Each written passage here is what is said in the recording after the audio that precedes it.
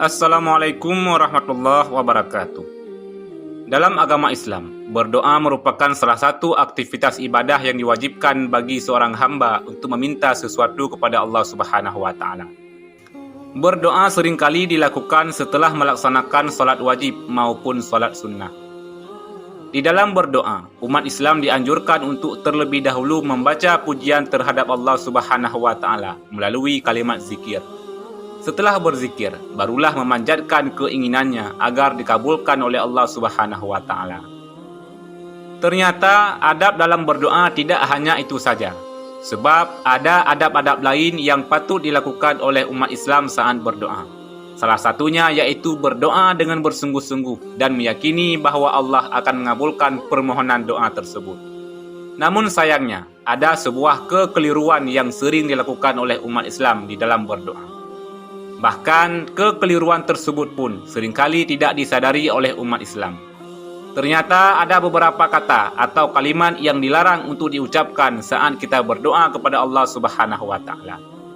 Rasulullah SAW bahkan menjelaskan bahwa kalimat tersebut seringkali diucapkan oleh umat Islam di saat berdoa. Padahal kalimat tersebut sebenarnya tidak diperbolehkan. Seringkali kita menjumpai orang-orang berdoa dengan menggunakan kalimat, "Ya Allah, perkenankanlah kami memohon untuk diberikan rumah dan mobil baru." Selain itu, ada pula yang berdoa dengan kalimat, "Ya Allah, jika Engkau berkenan, tolong kabulkanlah doa kami." Bahkan sebagian besar umat Islam menganggap bahwa kalimat tersebut baik untuk digunakan saat memanjatkan doa. Secara sepintas memang tampak seperti tidak ada yang salah dengan kalimat tersebut. Pasalnya kalimat tersebut terkesan lembut dan tidak memaksa Allah untuk mengabulkan doa yang kita panjatkan. Namun ternyata Allah melalui Rasulullah SAW menyampaikan bahwa kata atau kalimat tersebut tidak disukai oleh Allah Subhanahu wa taala. Dan kita dilarang mengucapkan ketika berdoa, sebagaimana yang disebutkan di dalam hadis berikut. Apabila salah seorang dari kalian berdoa, hendaklah ia bersungguh-sungguh di dalam memohon dan jangan ia mengucapkan, "Ya Allah, jika Engkau berkenan, maka berikanlah aku. Karena sesungguhnya tidak ada yang dapat memaksanya." Hadis riwayat Bukhari. Menurut seorang ahli tafsir yang bernama Ibnu Abdul Bar, kalimat "jika Engkau berkenan" memang sebaiknya tidak digunakan saat berdoa. Sebab tidak ada yang dapat memaksa Allah untuk melakukan sesuatu. Allah hanya melakukan apa yang dikehendakinya, dan Allah pun hanya mengabulkan apa yang dikehendaki olehnya.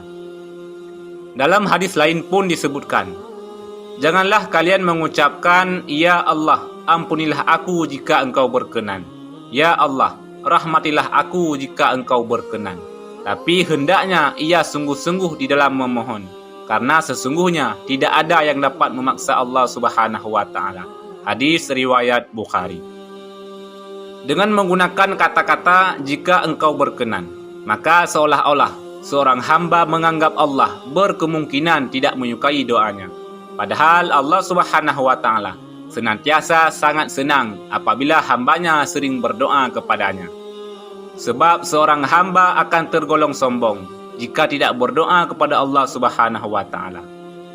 Ibnu Abdul Bar bahkan juga mengatakan bahwa kalimat "jika Engkau berkenan" hukumnya haram jika diucapkan oleh seseorang hamba ketika ia berdoa.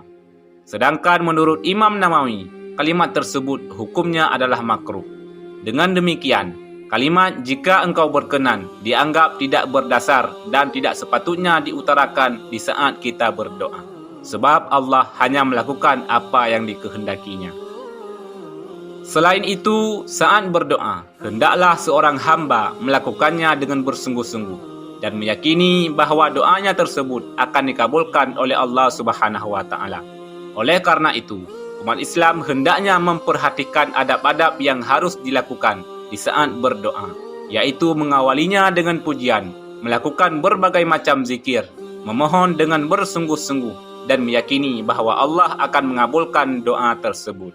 Kemudian yang paling utama adalah dengan tidak mengucapkan kata-kata atau kalimat "jika Engkau berkenan" kepada Allah Subhanahu wa taala. Semoga apa yang kita pinta dikabulkan oleh Allah Subhanahu wa taala. Amin ya rabbal alamin. Wallahu a'lam bisawab. Semoga bermanfaat.